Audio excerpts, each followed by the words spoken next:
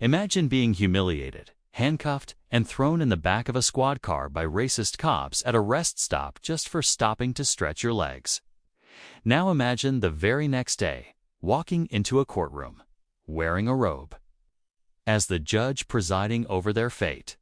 This isn't just justice. This is poetic revenge served cold in front of the entire system. Watch till the end, because the twist will make your jaw drop.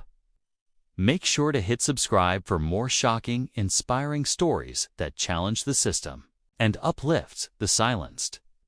Rest Stop Racism Myth was a humid Thursday evening when Elijah Merrick, a 44-year-old Harvard-educated federal judge, pulled off Interstate 70 in rural Missouri to stretch his legs and check on some court documents while en route to his cousin's funeral.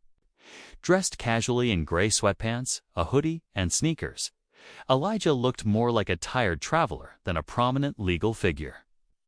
The rest stop was nearly empty, save for two parked police cruisers with 3 officers standing nearby, drinking coffee and cracking jokes under the streetlights. Elijah paid them no mind as he walked to a bench near the vending machines and opened his leather satchel to organize his papers. But within 5 minutes, the tone shifted. The officer's deputy Raines, Officer Granger, and Sergeant Mills began watching him, muttering, whispering. Then they approached. "You got ID?" Raines asked, hand already on his belt. "Why?" Elijah responded, calm but firm. "Because you're acting suspicious." Before Elijah could explain, the situation spiraled. They accused him of loitering, resisting, even tampering. He was pushed against the cruiser, cuffed tightly, and had his belongings tossed onto the pavement. One cop chuckled when Elijah calmly stated, "You're making a mistake." Raines responded, "Sure we are, Professor." They held him in the county jail overnight, refusing to run his name through the system. One officer even smirked and said, "Not so smart now, are you?" Elijah didn't fight. He didn't shout. He simply waited. He memorized names, faces, details. He knew tomorrow would be gavel of retribution the next morning. The officers received a departmental notice urgent from the circuit court. Their arrest of a Mr. E. Merrick had triggered a judicial review. A hearing was scheduled. They assumed it was internal affairs. Instead, at 10 a.m. sharp, they were summoned to the county courthouse. Wearing pressed uniforms and cocky smirks, they strolled in, unaware of the bombshell awaiting them. When the doors swung open and Judge Elijah Merrick walked in wearing his robe, the courtroom went silent. Raines dropped his pen. Granger muttered, "No F***************** ing way."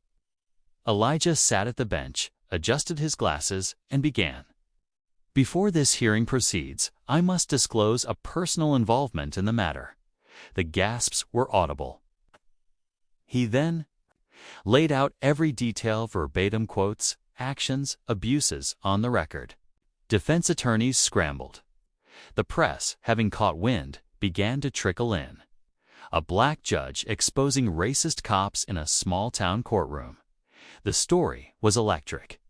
Elijah didn't even have to embellish. The truth was damning enough. "You, 3 officers," he said slowly, "acted not only in violation of my civil rights, but in dereliction of duty, procedural abuse, and malicious conduct." The courtroom was still. The officers, now pale, stuttered through weak apologies.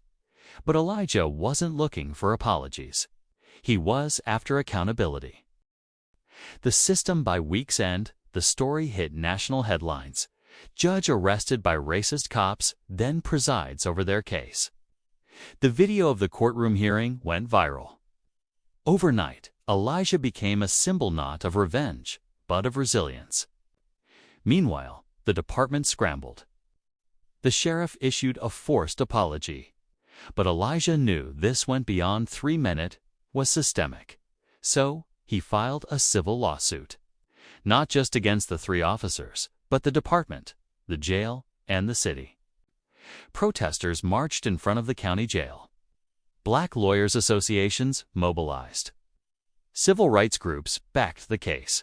And while the department tried to spin the narrative, more damning footage came out: body cam clips showing racial slurs, mocking his accent, even one officer saying they all think they're better than us when they drive these expensive cars. It turned out Elijah's Tesla had triggered their assumptions. But it didn't stop there. Reporters uncovered that these officers had multiple complaints against them. Buried, settled, forgotten. Elijah's case reignited every old wound in that town. But Elijah didn't seek personal gain. He wanted reform. He met with state officials, launched a review board, and began holding workshops for young public defenders and local law enforcement.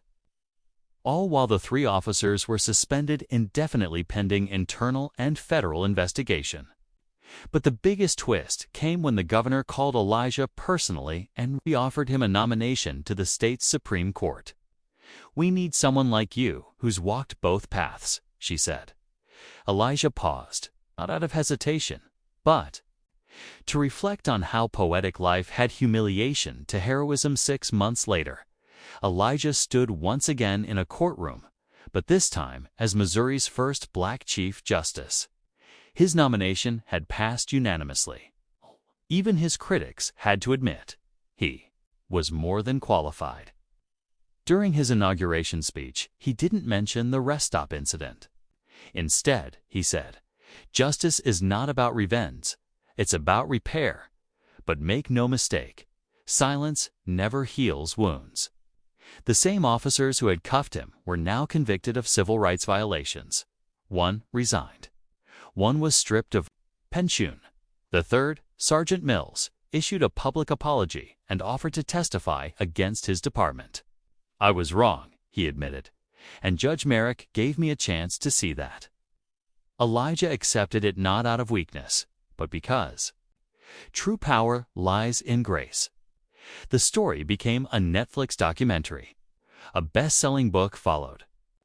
Elijah used proceeds to start the Gavel Project, which funds legal education for underprivileged black youth. He never forgot the look on Rain's face when he first saw him enter the courtroom, nor the humiliation of those cold jail walls. But he also remembered the power of restraint, the fire of purpose, and the silent strength that comes when your truth is louder than their hate. And so, every time he pounded his gavel, it echoed deeper than the lit was the sound of history, bending toward justice.